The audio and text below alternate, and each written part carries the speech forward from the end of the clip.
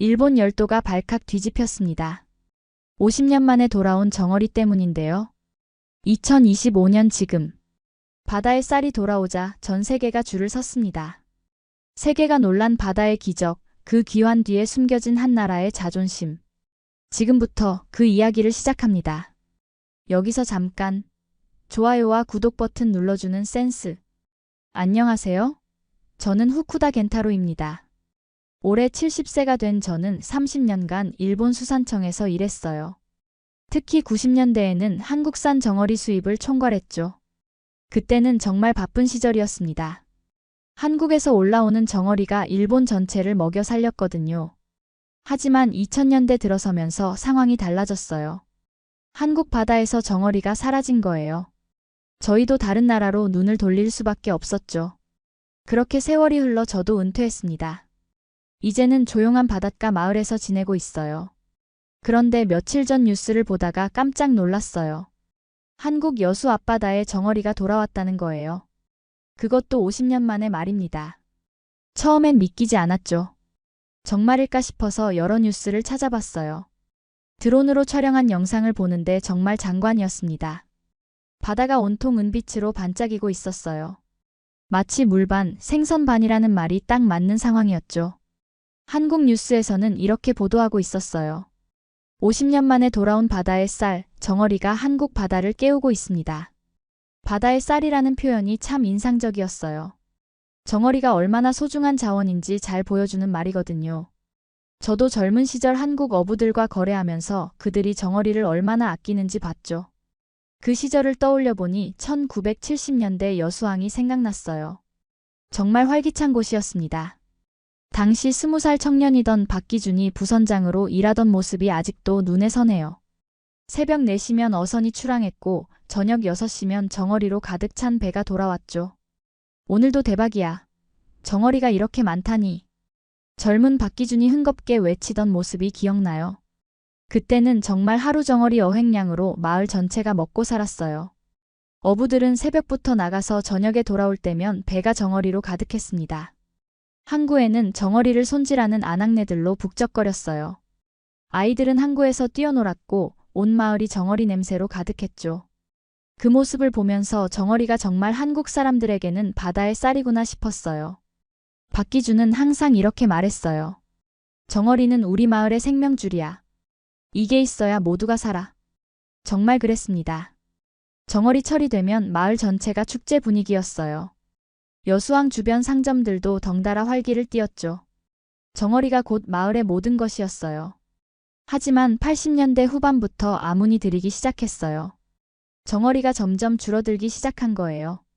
처음엔 일시적인 현상인 줄 알았습니다. 바다에도 풍년과 흉년이 있으니까 말이에요. 90년대 중반에는 거의 자취를 감췄죠. 그때 저는 일본 수산청에서 한국 담당이었는데 매년 어획량이 줄어드는 보고서를 받을 때마다 안타까웠어요. 한국 어부들의 시름도 깊어졌습니다. 정어리를 잡던 배들이 하나둘 다른 고기를 잡으러 떠났어요. 여수의 그 활기찬 모습도 점점 사라졌죠. 상점들이 문을 닫기 시작했고 젊은이들은 도시로 떠났습니다. 한때 정어리로 흥청거리던 마을이 조용해졌어요. 박기준도 결국 어업을 그만둘 수밖에 없었어요. 그는 수산과학 공부를 시작했습니다. 마지막에 저에게 한 말이 아직도 기억나요. 언젠가는 정어리가 돌아올 거야. 그때까지 기다려야 해. 당시엔 그냥 위로의 말인 줄 알았는데 정말 예언이 된 셈이죠. 그렇게 50년이란 세월이 흘렀어요. 한국 바다에선 정어리 대신 다른 고기들이 잡혔고 일본도 다른 나라에서 정어리를 수입했습니다. 여수는 완전히 다른 마을이 되어버렸어요. 관광지로 변모했지만 예전 그 정어리의 활기는 찾을 수 없었죠. 모두가 한국 정어리를 추억으로만 여기고 있을 때였어요. 그런데 이제 다시 돌아왔다니 말입니다. 뉴스 화면 속 정어리 떼를 보니 가슴이 뛰었어요. 50년 전 그 은빛 물결이 다시 살아난 거였습니다. 저는 이 소식을 듣고 가만히 있을 수가 없었어요. 직접 확인하고 싶었거든요. 최근 일본 수산업계 상황을 생각하면 한국 정어리 소식이 더욱 충격적이었어요. 어획량은 계속 줄어들고 수입 의존도만 높아지고 있었거든요. 특히 정어리는 거의 전량을 수입에 의존하고 있는 상황이었습니다. 노르웨이산은 너무 비싸고 칠레산은 품질이 떨어졌어요. 일본 수산시장이 거의 붕괴 직전까지 가 있었죠. 그런 상황에서 한국 정어리 소식이 나온 거예요. 동료들이 자주 전화를 걸어왔습니다. 후쿠다상, 한국 쪽 인맥이 남아있나요? 박기준이라는 분이 계시긴 한데 이제 수산과학회 명예회장이 되셨어요. 모두 간절한 목소리였어요. 하지만 저는 30년 전 일 때문에 떳떳하지 못했거든요. 결국 며칠 후 저는 곧바로 한국행을 결정했습니다. 아내는 말렸어요. 겐타로, 이제 나이도 많은데 뭐 하러 가려고 해요? 하지만 저는 직접 확인하고 싶었죠. 정말 한국 바다에 정어리가 돌아왔는지 말입니다. 도쿄에서 부산으로 가는 비행기를 탔어요. 부산에서 다시 여수까지 가는 길이 참 멀게 느껴졌습니다. 여수에 도착했을 때 첫 느낌은 놀라움이었어요. 50년 전 그 작은 어촌 마을이 이렇게 발전했다니 말입니다. 하지만 항구 쪽으로 가니 익숙한 냄새가 났죠. 바다 냄새와 함께 정어리 냄새가 섞여 있었어요. 항구에 도착하자마자 깜짝 놀랐습니다. 정말 정어리가 돌아와 있었어요. 어부들이 갓 잡아 올린 정어리를 보니 감회가 새로웠죠. 크기도 예전과 똑같고 은빛 광택도 그대로였습니다. 아저씨, 일본 분이세요? 한 젊은 어부가 저에게 말을 걸었어요. 저는 어설픈 한국말로 대답했습니다. 네, 일본에서 왔어요. 정어리 보러 왔습니다. 어부는 웃으면서 말했어요. 50년 만에 돌아온 거라 온 동리가 난리예요. 정말 신기하죠? 저는 그 어부에게 물었습니다. 혹시 박기준이라는 분을 아느냐고 말이에요. 어부는 바로 알아봤죠. 아, 박기준 회장님 말씀이세요? 수산과학회 명예회장이시잖아요. 지금 수산과학관에 계실 거예요. 수산과학관이라니 말입니다. 예전 어부였던 박기준이 이제는 회장이 되어 있었어요. 저는 곧바로 수산과학관으로 향했습니다. 과학관에 들어서니 정어리에 관한 전시가 한창이었어요. 정어리의 생태부터 역사까지 자세히 설명되어 있었죠. 그 중에서도 눈에 띄는 것은 1970년대 정어리 황금기를 다룬 코너였습니다. 정어리는 바다의 쌀이었다라는 제목 아래 당시 사진들이 전시되어 있었어요. 여수항에 정어리가 가득 쌓여있는 모습, 어부들의 활기찬 표정이 그대로 담겨 있었죠. 그때 뒤에서 누군가 저를 불렀습니다. 후쿠다상 아니신가요? 돌아보니 박기준이 서 있었어요. 50년 만에 보는 모습이었죠. 머리는 하얗게 새었지만 여전히 정정해 보였습니다. 박기준 씨, 정말 오랜만이에요. 저희는 반갑게 인사를 나눴어요. 박기준은 저를 과학관 안쪽 사무실로 안내했습니다. 일본에서 정어리 소식을 듣고 오셨군요. 박기준이 차를 따라주며 말했어요. 저는 솔직하게 대답했습니다. 네, 믿기지 않아서 직접 확인하러 왔어요. 박기준은 웃으면서 창문을 가리켰어요. 창밖으로 여수 앞바다가 보였는데 정말 물고기들이 뛰어오르고 있었습니다. 50년을 기다렸어요. 저도 믿기지 않습니다. 박기준의 목소리에는 감격이 담겨 있었어요. 저는 그 모습을 보면서 복잡한 심정이 들었죠. 그런데 후쿠다상, 이번엔 상황이 다를 거예요. 박기준이 갑자기 진지한 표정으로 말했습니다. 예전처럼 일본의 싼 값에 넘기지는 않을 겁니다. 그 말을 듣는 순간 저는 가슴이 뜨끔했어요. 30년 전 저희가 한국 정어리를 얼마나 싼 값에 사갔는지 떠올랐기 때문입니다. 당시 저는 가격 협상 담당이었거든요. 이제는 한국이 정어리의 주인이에요.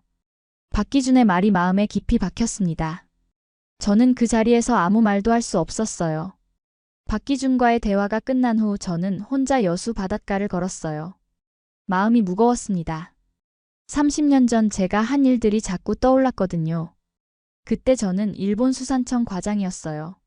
한국에서 올라오는 정어리 가격을 정하는 것이 제 일이었죠. 솔직히 말하면 저희는 터무니없이 싼 가격을 제시했습니다. 1kg에 200원이면 충분하지 않나요? 제가 당시 한국 어민 대표들에게 한 말이에요. 지금 생각해보면 정말 부끄러운 일이었죠.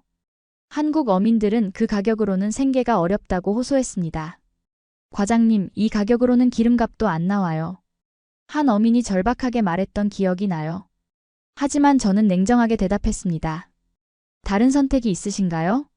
일본이 아니면 팔 곳이 없잖아요. 그때는 정말 그렇게 생각했어요. 일본이 한국 정어리의 유일한 판로였거든요. 저희가 사주지 않으면 한국 어민들은 정어리를 팔 곳이 없었죠.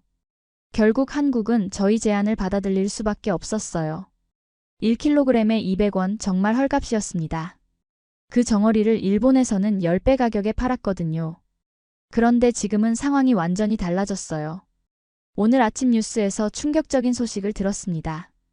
유럽에서 한국 정어리를 1kg에 5,000원에 사간다는 거예요. 김서연 박사가 기자회견에서 발표하고 있었어요. 40대 초반의 젊은 수산자원 연구자였습니다. 한국 정어리는 단백질 함량이 세계 최고 수준입니다. 오메가3 함량도 노르웨이산보다 높아요. 김서연 박사의 설명을 들으니 놀라웠어요. 한국 정어리가 이렇게 뛰어난 품질을 가지고 있었다니 말입니다. 유럽에서는 이미 축산 보조사료로 인기가 높습니다. 건강식품 원료로도 주목받고 있어요. 김서연 박사가 계속 설명했어요. 저는 그 말을 들으면서 부끄러워졌습니다. 30년 전 저희는 이런 가치를 전혀 몰랐거든요. CNN에서도 한국 정어리를 다뤘어요. 기자가 이렇게 보도하고 있었습니다. 한국 정어리는 바다에서 나는 황금입니다. 영양가가 뛰어나 전 세계가 주목하고 있어요. 산업적 가치는 연간 3조 원 이상 수출이 기대된다고 했어요. 30년 전과는 완전히 다른 세상이었습니다. 저는 호텔로 돌아가서 일본 수산업계 동료들에게 전화를 걸었어요. 모두 한국 정어리 소식을 알고 있었습니다. 후쿠다상, 한국에서 정어리를 수입할 방법이 없을까요? 동료가 간절하게 물었어요. 일본 수산시장이 어려운 상황이라는 걸 잘 알고 있었거든요. 글쎄요, 상황이 예전과 다른 것 같아요. 저는 솔직하게 대답했습니다. 박기준의 말이 계속 머릿속에 맴돌았어요. 다음 날 아침 저는 다시 수산과학관을 찾았어요. 박기준에게 정식으로 부탁드리고 싶었습니다. 아니, 사과하고 싶었어요. 박기준은 저를 보자마자 알아챘습니다. 후쿠다상, 마음이 편치 않으시죠? 저는 고개를 끄덕였어요. 더 이상 숨길 수 없었거든요. 30년 전 일이 계속 생각나요. 정말 죄송합니다. 그때 저는 처음으로 한국 어민들에게 진심으로 사과했습니다. 박기준 앞에서 저는 더 이상 말을 이어갈 수 없었어요. 30년간 묻어둔 죄책감이 한꺼번에 몰려왔거든요. 저는 천천히 무릎을 꿇었습니다. 박기준 씨, 정말 죄송했습니다.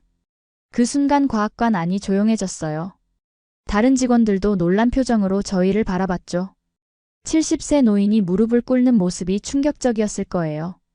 박기준이 황급히 저를 일으켜 세웠습니다. 후쿠다상, 이러시면 안 돼요. 하지만 저는 일어서지 않았어요. 할 말이 있었거든요. 30년 전 저희가 깎아낸 그 가격, 이제는 몇 배로라도 사겠습니다. 박기준의 표정이 복잡해졌어요. 저는 계속 말했습니다. 일본 수산시장이 어려워요. 정어리가 절실히 필요합니다. 박기준이 저를 바라보더니 조용히 말했어요. 후쿠다상, 일어나세요. 이야기해봅시다. 저는 그제야 일어났습니다. 박기준이 의자를 권하며 말했어요. 정어리는 이제 국민의 자산입니다. 그 말에 저는 가슴이 뜨끔했어요. 예전과는 완전히 달라진 상황을 실감했거든요. 박기준이 찻잔을 들고 천천히 말했습니다. 후쿠다상, 30년 전 일을 잊은 건 아니에요. 저는 고개를 숙였어요. 피할 수 없는 이야기였죠. 하지만 원망만 하고 있을 수는 없어요. 이제 우리도 앞으로 나아가야 하거든요. 박기준의 목소리에는 씁쓸함이 담겨 있었습니다. 그때 일로 많은 어민들이 힘들어했어요. 박서방네도 배를 팔아야 했고 김씨네 아들은 도시로 떠났죠. 제가 모르던 이야기들이었어요. 저는 단순히 숫자로만 봤던 거였거든요. 후쿠다상이 나쁜 사람이라고 생각하지는 않아요. 다만 그때 상황이 그랬던 거겠죠. 박기준이 이해해 주려고 하는 모습에 오히려 더 죄송했습니다. 하지만 이번에는 달라요. 우리가 주도권을 쥐고 있어요. 박기준이 창밖을 바라보며 말했어요. 50년을 기다렸어요. 이제는 우리 차례입니다. 저는 그 말을 들으면서 절실함을 느꼈어요. 정말 간절한 부탁을 드리고 싶었습니다. 박기준 씨, 일본도 조금이라도 나눠받을 수 있을까요? 박기준이 잠시 생각하더니 말했습니다. 후쿠다상, 순서가 있어요. 한국 국민들이 먼저 충분히 누려야 합니다. 저는 고개를 끄덕였어요. 당연한 말이었거든요. 그 다음에는 유럽, 중동, 동남아시아 순서로 수출할 예정이에요. 박기준의 설명을 들으니 체계적으로 계획이 세워져 있었어요. 일본은 언제쯤 가능할까요? 제가 조심스럽게 물었습니다. 박기준이 씁쓸하게 웃으며 대답했어요. 글쎄요, 아직은 확실하지 않아요. 그 대답에 저는 마음이 무거워졌습니다. 예상했던 일이지만 아쉬웠어요. 일본으로서는 이 자원을 잃은 게 너무 아쉬워요. 저는 솔직한 심정을 털어놨습니다. 박기준이 고개를 끄덕이며 대답했어요. 저도 이해해요. 하지만 이번엔 다릅니다.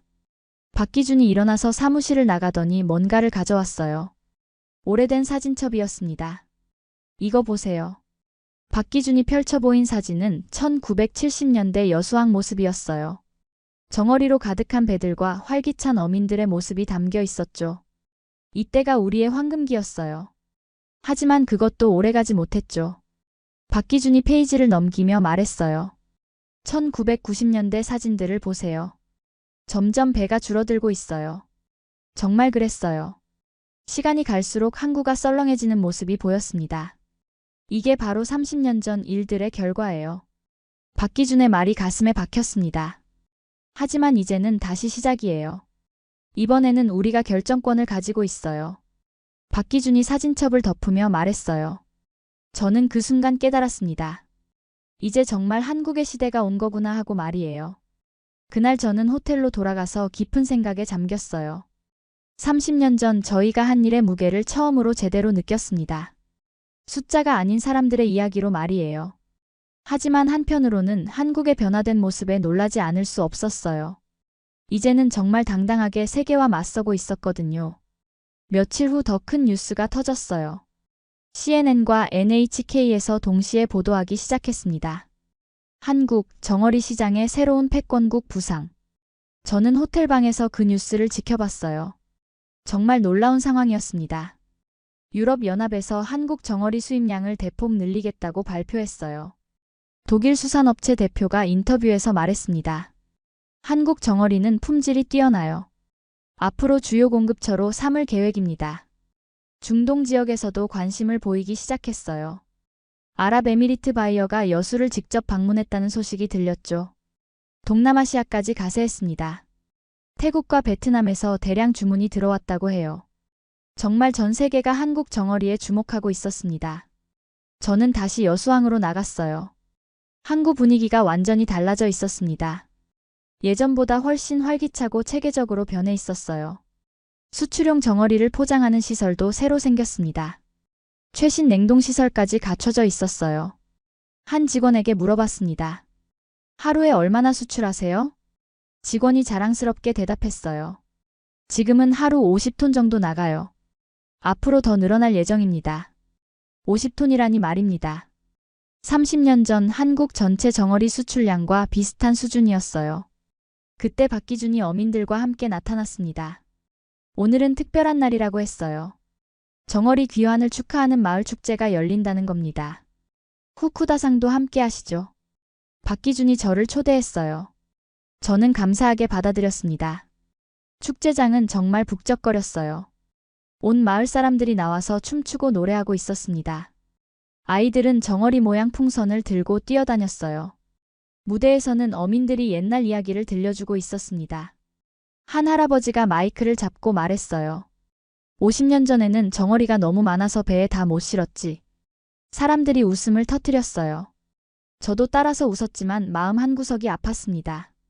박기준이 무대에 올라갔어요. 사람들이 박수를 치며 환영했습니다. 여러분, 50년을 기다린 보람이 있습니다. 박기준의 목소리가 떨리고 있었어요. 감격해서 그런 것 같았습니다. 이제 우리 정어리가 세계로 나갑니다. 한국의 자존심을 되찾았어요. 사람들이 환호성을 질렀어요. 대한민국 하는 구호가 터져나왔습니다. 저는 그 모습을 보면서 복잡한 심정이었어요. 기쁘기도 하고 아쉽기도 했습니다. 박기준이 계속 말했어요. 앞으로는 우리가 가격을 정합니다. 우리가 판매처를 선택해요. 정말 180도 달라진 상황이었습니다. 30년 전에는 일본이 모든 걸 결정했었거든요. 축제가 끝날 무렵 박기준이 저에게 다가왔어요. 후쿠다상, 어떤 기분이세요? 저는 솔직하게 대답했습니다. 부럽습니다. 정말 부러워요. 박기준이 제 어깨를 토닥이며 말했어요. 이것도 다 때가 있는 거겠죠. 그날 밤 저는 일본으로 돌아갈 준비를 했어요. 더 이상 여기 있어도 바뀔 건 없었거든요. 하지만 마음속으로는 인정할 수밖에 없었습니다. 이제는 한국의 시대가 왔다고 말이에요. 일본으로 돌아가는 날 아침, 저는 마지막으로 박기준을 만나러 갔어요. 수산과학관에서 기다리고 있던 박기준의 표정이 평소와 달랐습니다. 후쿠다상, 앉으세요. 박기준이 진지한 목소리로 말했어요. 무슨 일인지 궁금했습니다. 사실 어젯밤 긴급회의가 있었어요. 박기준이 설명하기 시작했어요. 한국 수산업계 전체가 모인 회의였다고 합니다. 일본과의 거래를 어떻게 할지 논의했습니다. 제 가슴이 두근거렸어요. 혹시 좋은 소식일까 싶었거든요. 결론부터 말씀드릴게요. 당분간은 어렵습니다. 박기준의 말에 저는 고개를 숙였어요. 예상했던 일이었지만 아쉬웠습니다. 며칠 후 더 큰 뉴스가 터졌어요. 기자회견이 열린다는 소식이었습니다. 한국과 일본 기자들이 모두 참석한다고 했어요. 저도 뒤쪽에서 지켜봤습니다. 일본 기자가 질문했어요. 일본과의 정어리 수출 재개 계획은 어떻게 되나요? 박기준이 마이크 앞에 섰어요. 표정이 단호했습니다. 이번엔 한국이 먼저 먹고 먼저 누리겠습니다. 기자회견장이 술렁였어요. 박기준이 계속 말했습니다. 정어리는 단순한 생선이 아닙니다. 바다가 한국에게 돌려준 자존심입니다. 저는 그 말을 들으면서 가슴이 아팠어요. 동시에 박기준의 당당함에 감탄했죠. 한국 네티즌들의 반응은 폭발적이었어요. 인터넷 댓글을 보니 대부분 박기준을 지지하고 있었습니다. 이번엔 우리가 주도권을 쥐자. 50년 기다린 보람이 있다. 일본한테 당할 이유 없다. 정말 시원하다는 반응들이 쏟아졌어요. 저는 그 댓글들을 보면서 한국 국민들의 마음을 이해할 수 있었습니다. 기자회견이 끝난 후 저는 박기준에게 다가갔어요. 마지막 부탁이 있습니다. 박기준이 저를 바라봤어요. 일본은 언제쯤 가능할까요?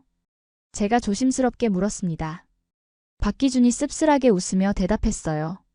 글쎄요, 아직은 모르겠어요. 이유를 알 수 있을까요? 제가 조심스럽게 물었습니다. 박기준이 창밖을 바라보며 말했어요. 30년 전 상처가 아직 아물지 않았어요. 그 말이 가슴에 박혔습니다. 저희가 남긴 상처가 이렇게 깊었다니 말이에요. 하지만 영원히 안 된다는 건 아닙니다. 박기준이 덧붙였어요. 언젠가는 시간이 해결해 줄 거예요. 다만 지금은 아니라는 거죠. 저는 고개를 끄덕였습니다. 충분히 이해할 수 있었어요. 대신 제안이 하나 있어요. 박기준이 갑자기 말했습니다. 일본도 바다 자원 회복에 힘써보시면 어떨까요? 저는 그 말에 놀랐어요. 예상치 못한 제안이었거든요. 한국이 50년 기다린 것처럼 일본도 인내심을 가져보세요. 박기준의 조언이 마음에 와닿았습니다. 공항으로 가는 길에 저는 여수 바다를 마지막으로 바라봤어요. 은빛 정어리들이 여전히 뛰어오르고 있었습니다.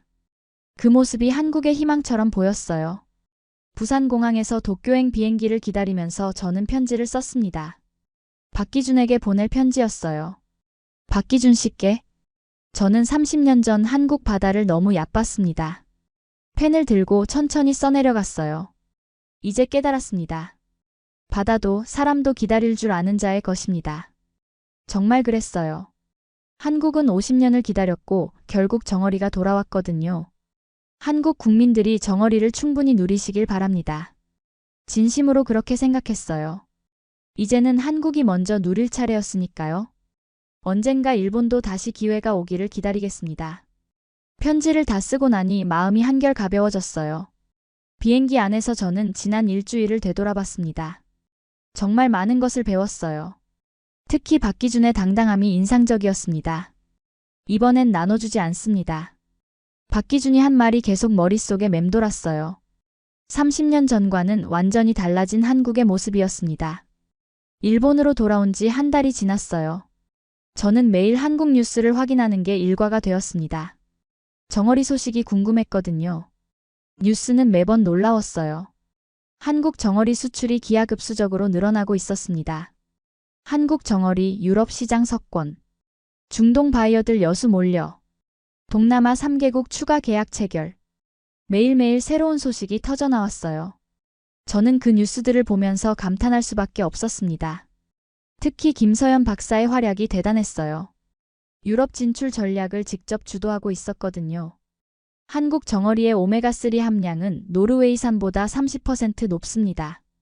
김서연 박사가 독일 수산업체들 앞에서 발표하는 모습이 뉴스에 나왔어요. 과학적 데이터로 한국 정어리의 우수성을 증명하고 있었습니다. 단백질 품질도 세계 최고 수준이에요. 주목하는 이유입니다. 정말 체계적으로 접근하고 있었어요. 30년 전 저희와는 완전히 다른 방식이었습니다. 며칠 후 더 큰 뉴스가 터졌어요. 프랑스 미슐랭 레스토랑에서 한국 정어리를 사용하기 시작했다는 겁니다. 한국 정어리의 맛과 식감이 뛰어나다.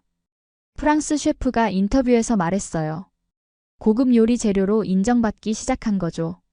이탈리아에서도 비슷한 소식이 들려왔어요. 파스타 소스 원료로 한국 정어리를 쓰겠다는 업체가 나타났습니다. 저는 이런 뉴스들을 보면서 놀랐어요. 한국이 이렇게 전략적으로 접근할 줄 몰랐거든요. 일본 수산업계는 점점 어려워지고 있었어요. 동료들이 자주 전화를 걸어왔습니다. 후쿠다상, 정말 한국에서 살 방법이 없을까요? 혹시 개인적인 인맥으로 뭔가 해볼 수 있지 않을까요? 모두 간절한 목소리였어요. 하지만 저는 이미 답을 알고 있었습니다. 아직은 어려워 보여요. 한국이 확고한 의지를 보이고 있거든요. 동료들은 실망했지만 현실을 받아들일 수밖에 없었어요. 그러던 어느 날 한국에서 특별한 뉴스가 나왔어요. 여수에서 정어리 수출 확대 기념행사가 열린다는 소식이었습니다. CNN과 NHK에서 동시에 보도하기 시작했어요. 한국 정어리 시장의 새로운 패권국 부상. 정말 놀라운 상황이었습니다. 유럽연합에서 한국 정어리 수입량을 대폭 늘리겠다고 발표했거든요. 독일 수산업체 대표가 인터뷰에서 말했습니다. 한국 정어리는 품질이 뛰어나요. 앞으로 주요 공급처로 삼을 계획입니다. 중동 지역에서도 관심을 보이기 시작했어요. 아랍에미리트 바이어가 여수를 직접 방문했다는 소식이 들렸죠. 동남아시아까지 가세했습니다. 태국과 베트남에서 대량 주문이 들어왔다고 해요. 정말 전 세계가 한국 정어리에 주목하고 있었어요. 그날 저녁 한국 뉴스에서 여수 현지 소식을 다뤘습니다. 정어리 수출용 포장시설이 새로 생겼다고 해요. 최신 냉동시설까지 갖춰져 있었습니다. 며칠 후 더욱 감동적인 뉴스가 나왔어요. 여수에서 정어리 귀환 축제가 열렸다는 소식이었습니다. 박기준이 무대에 올라가서 연설하는 모습이 화면에 나왔어요. 저는 그 모습을 보면서 가슴이 뭉클해졌습니다. 그런데 갑자기 박기준의 목소리가 떨리기 시작했어요. 화면 속에서 그가 눈물을 글썽이는 모습이 보였습니다. 50년을 기다린 보람이 있구먼. 박기준이 울먹이며 말했어요. 관객석에서도 여기저기서 훌쩍이는 소리가 들렸습니다. 정어리야, 고마워. 우리 마을로 돌아와줘서 정말 고마워. 박기준이 하늘을 바라보며 말했어요. 저도 모르게 눈시울이 뜨거워졌습니다. 저는 그 장면을 보면서 깨달았어요. 이건 단순한 산업 성공이 아니었습니다. 50년을 기다린 한 민족의 꿈이 이뤄진 순간이었거든요. 그날 저는 박기준에게 축하 메시지를 보냈어요. 정말 대단합니다. 한국의 성공을 진심으로 축하해요. 정말 한국의 시대가 왔구나 하는 생각이 들었습니다. 박기준에게 축하 메시지를 보낸 지 일주일 후 예상치 못한 답장이 왔어요. 후쿠다상 여수에서 1주년 기념행사가 있습니다. 시간 되시면 참석해주세요. 저는 다시 한국행을 결심했습니다. 마지막일 것 같은 예감이 들었거든요. 여수에 도착하니 마을이 축제 분위기였어요. 곳곳에 정어리 귀환 1주년이라는 현수막이 걸려 있었습니다. 박기준과 만나 기념행사에 참석했어요. 정말 성대한 자리였습니다. 김서연 박사가 놀라운 성과를 발표했죠. 지난 1년간 정어리 수출액은 1조 5천억 원을 기록했습니다. 현재 32개국과 수출 계약을 맺고 있어요. 정말 대단한 성장이었어요. 박기준도 무대에 올라 감격스럽게 말했습니다. 1년 전 약속했던 대로 한국이 먼저 누렸습니다. 행사가 끝난 후 박기준이 저에게 말했어요. 후쿠다상, 과거를 원망하기보다는 미래를 바라보고 싶어요. 언젠가는 일본과도 다시 거래할 날이 올 겁니다. 그 말에 희망을 느꼈지만 저는 더 중요한 일이 있었어요. 그날 밤 호텔에서 저는 박기준에게 보낼 편지를 썼습니다. 30년간 하지 못했던 진짜 이야기를 담고 싶었거든요. 다음 날 아침 공항으로 가기 전 저는 박기준을 다시 만났어요. 그리고 정성스럽게 쓴 편지를 건넸습니다. 박기준 씨, 이 편지를 읽어주세요. 박기준이 편지를 받아들고 펼쳐 읽기 시작했어요. 저는 그 옆에서 편지 내용을 함께 낭독했습니다. 박기준 씨께 나는 30년 전 한국 바다를 너무 얕봤습니다. 박기준이 저를 바라봤어요. 저는 계속 읽어나갔습니다. 그때 저는 정어리를 단순한 상품으로만 생각했어요. 숫자로만 봤죠. 하지만 그건 여러분의 삶 그 자체였습니다. 박기준의 눈이 촉촉해지기 시작했어요. 이제 깨달았습니다. 바다도 사람도 기다릴 줄 아는 자의 것입니다. 저는 목소리가 떨리면서도 계속 읽었어요. 한국은 50년을 기다렸고 끝내 정어리를 되찾았어요. 그 인내심이 오늘의 기적을 만들어낸 거겠죠. 박기준이 고개를 끄덕였습니다. 저희 일본은 성급했어요. 당장의 이익만 보고 장기적인 관점을 놓쳤습니다. 한국의 소중한 자원을 함부로 대했고요. 저는 잠시 멈췄다가 가장 중요한 말을 이어갔어요. 이번 여행에서 많은 걸 배웠습니다. 정어리가 단순한 생선이 아니라 한국인의 자존심이라는 것을 말이에요. 박기준이 편지를 내려놓고 저를 바라봤어요. 후쿠다상. 아직 읽을 게 더 있어요. 저는 편지의 마지막 부분을 읽었습니다. 한국 국민들이 정어리를 충분히 누리시길 바랍니다. 그리고 언젠가 일본에게도 기회가 온다면 그때는 동등한 파트너로 만나고 싶어요. 박기준이 깊은 한숨을 쉬었어요. 일본으로 돌아가서 동료들에게 전하겠습니다. 진정한 파트너십이 무엇인지 말이에요. 편지를 다 읽고 나니 마음이 정말 가벼워졌어요. 30년간 가슴에 묻어둔 이야기를 드디어 털어놓았거든요. 박기준이 제 손을 잡았습니다. 후쿠다상, 이 편지 소중히 간직하겠어요. 그리고 언젠가 정말 동등한 파트너로 만날 수 있기를 바라요. 공항으로 가는 길에 저는 마지막으로 여수 바다를 바라봤어요. 여전히 정어리들이 은빛으로 반짝이고 있었습니다. 비행기에서 내려다본 한국 바다는 정말 아름다웠어요. 50년을 기다린 끝에 되찾은 보물이었습니다. 저는 이제 알았어요. 기다릴 줄 아는 사람이 결국 승리한다는 것을 말이죠. 한국이 그것을 증명해 보였거든요. 오늘의 사연은 여기까지입니다.